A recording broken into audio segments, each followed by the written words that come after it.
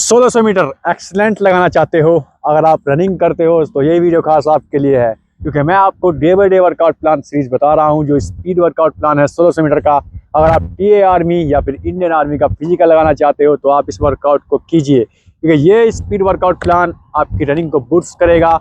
अगर आपकी टाइमिंग है 7 मिनट या फिर 6.5 मिनट, तो आपकी टाइमिंग ये वर्कआउट करने के बाद जिस टाइमिंग के साथ में मैं आपको बताऊंगा, अगर आप उस टाइमिंग के साथ में कर लेते हैं तो आपकी टाइमिंग 4:30 4:20 आराम से आ जाएगी।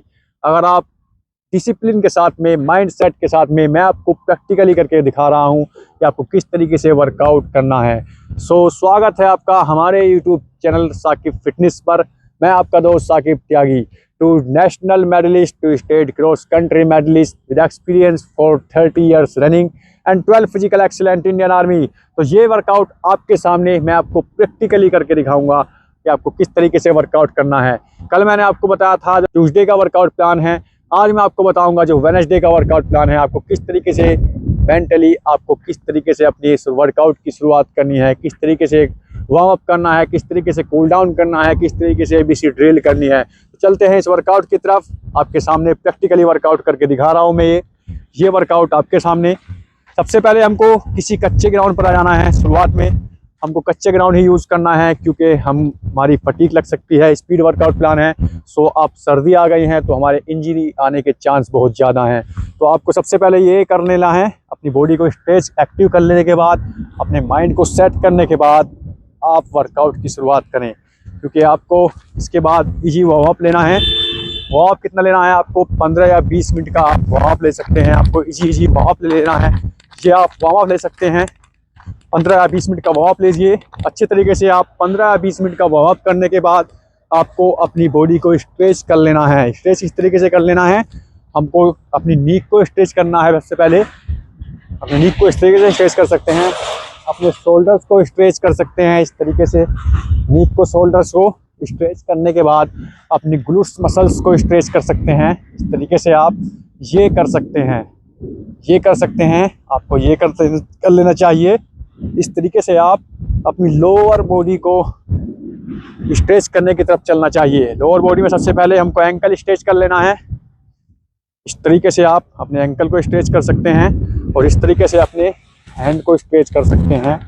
इससे आपकी स्ट्रेच हो जाएगी बढ़िया और आप वर्कआउट के लिए रेडी हो जाओगे। ये और फिर ये करने के बाद अपनी हैमस्ट्रिंग को स्ट्रेच कर लेना है।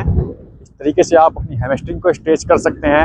आपको दो बार, मतलब आपको 2 रेपिटेशन, मतलब आपको 2 बार स्ट्रेच करना है। मैं आपको एक बार ही बता रहा हूँ। अब हमारी बॉडी फुल स्ट्रेच हो चुकी है किसी भी वर्कआउट को करने के लिए। आपको फिर इसके बाद क्या करना है? इसके बाद आपको स्ट्राइड लगानी है।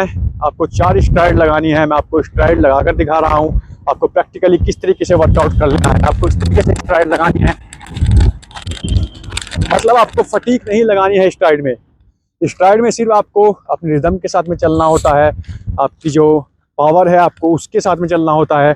जान नहीं लगानी है, फटीक नहीं लगानी है। आपको इस तरीके से स्ट्राइड लगाने के बाद अब पहुंचना है जो मेन वर्कआउट है हमारा। मेन वर्कआउट क्या है हमारा वेडनेसडे का? मेन वर्कआउट है हमारा 1200 मीटर की 1 रेपिटेशन। मतलब हमको 1200 मीटर की 1 रेपिटेशन लगानी है। सबसे पहले अपने ग्राउंड पर 3 राउंड लगाने हैं। मतलब आपको 1200 मीटर कितने मिनट की लगानी है? आपको 3:40 की 1200 मीटर लगानी है, जो फर्स्ट रेपिटेशन है हमारी। आपको 1200 मीटर लगाने के बाद में 3 मिनट का रेस्ट लेना है। इजी राउंड ले सकते हैं। 3 मिनट में आप 2 राउंड लीजिए अपने चक्कर के। जो 400 मीटर का लैब है, आपको रुकना नहीं है, आपको कंटिन्यू इजी रन करते रहना है। इसके बाद 3 मिनट का रेस्ट लेने के बाद आपको एक्टिव रनिंग करने के बाद 3 मिनट का रेस्ट लेने के बाद आपको क्या करना है? फिर आपको 1 किलोमीटर की 1 रेपिटेशन लगानी है, जिसमें आपकी टाइमिंग होगी 3 मिनट 5 सेकंड। आपको 3:05 में 1 किलोमीटर की रेपिटेशन लगानी है, जो 1200 मीटर के बाद होगी। इसके बाद आपको फिर 3 मिनट का रेस्ट लेना है। 3 मिनट का रेस्ट लेने के बाद आपको, मतलब 3 मिनट में रेस्ट, रुकना नहीं है, एक्टिव रनिंग करनी है, इजी रन करना है 3 मिनट तक।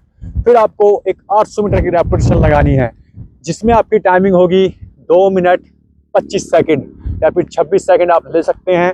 आपको 2:26 या 25 में एक 800 मीटर लगानी है। ये टीए का स्पेशली वर्कआउट चल रहा है, जो स्पीड वर्कआउट प्लान है, मैं आपको बता रहा हूँ। ये आपको वर्कआउट कौन नहीं बताएगा, आपको इस तरीके से ही वर्कआउट की शुरुआत करनी है। आपको फिजिकली आपको करके दिखा दिया है कि किस तरीके से करना है। सो इसके बाद में 800 मीटर लगाने के बाद आपको फिर रेस्ट लेना है। रेस्ट कितना लेना है? 3 मिनट का ही रेस्ट लेना है। इसके बाद आपको 400 मीटर की एक रेपिटेशन लगानी है। 400 मीटर में आपकी टाइमिंग क्या होगी? आपको 1 मिनट 8 सेकंड में लास्ट 400 लगानी है, जिससे आपकी स्पीड इंप्रूव होगी, जिससे आपका स्टेमिना इंप्रूव होगा और आपकी रनिंग आराम से इंप्रूव हो जाएगी। सो ये था स्पीड वर्कआउट प्लान जो मॉर्निंग का है। अब चलते हैं हम इवनिंग में। वेडनेसडे में इवनिंग में हमको क्या करना है? इवनिंग में हमको ग्राउंड पर आने के बाद इजी रन कर लेना है। आपको 30 मिनट इजी रन कर लेना है। मतलब आपको 30 मिनट इजी रन करने के बाद अपनी बॉडी को स्ट्रेच कर लेना है। इसके बाद आपको 10 स्ट्राइड लगानी है। जैसा कि मैंने आपको बता दिया है कि आपको इस तरीके से स्ट्राइड लगानी है, अपनी फटीग नहीं लगानी है। आपको 10 स्ट्राइड लगाने के बाद में जो कोर एक्सरसाइज वगैरह हुई हैं, जो कूल डाउन होता है, इसके बाद कूल डाउन करने के बाद आपको क्या कर लेना है? आपको जो आपकी टोटली एक्सरसाइज है, कोर एक्सरसाइज या फिर स्ट्रेचिंग एक्सरसाइज, आप वो कर लें, जिससे आपकी जो फटीग लगी है सुबह में या फिर शाम में, वो आराम से रिलीफ हो जाएगी और आप अगले वर्कआउट के लिए रेडी हो जाओगे। सो मिलते हैं आपको नेक्स्ट वीडियो में, अगले वर्कआउट के साथ में, अगली वीडियो के साथ में। तो आप ये वर्कआउट कीजिए और अपनी रनिंग इंप्रूव कीजिए। सो कीप रनिंग गाइस, अपनी रनिंग को बेहतर कीजिए, अपनी टाइमिंग को बेहतर कीजिए।